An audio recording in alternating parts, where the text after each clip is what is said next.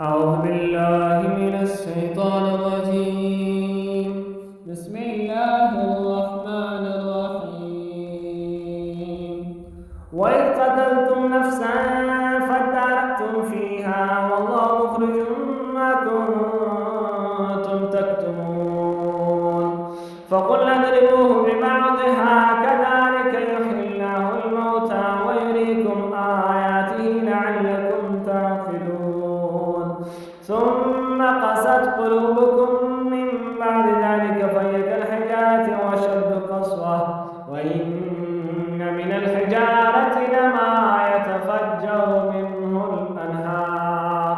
وإن منها لما يشقق فيخرج منه الماء وإن منها لما يهبط من خشية الله وما الله بغافل عما تعملون أفتطمعون أن يؤمنوا لكم وقد كان فريق منهم يسمعون كلام الله ثم يحرفونه من بعد ما عقلوه وهم يعلمون وإذا لقوا الذين آمنوا قالوا آمنا وإذا خلا بعضهم إلى بعض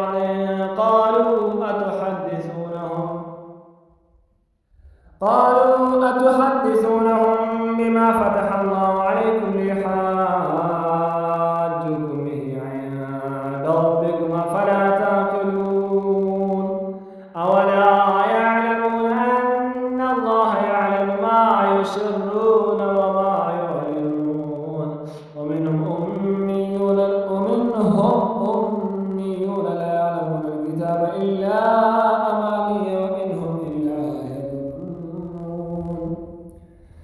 فويل للذين يكتبون الكتاب بأيديهم ثم يقولون هذا من عند الله ليشتروا به ثمنا قليلا فويل لهم مما كتبت أيديهم وويل لهم مما يكسبون وقالوا لا تمسنا النار إلا أياما معدودة قل اتخذتم عند الله عهدا فلن يخلف الله عهده أم تقولون على الله ما لا تعلمون بلى من كسب سيئة وأحاطت به خطيئته فأولئك أصحاب النار هم فيها خالدون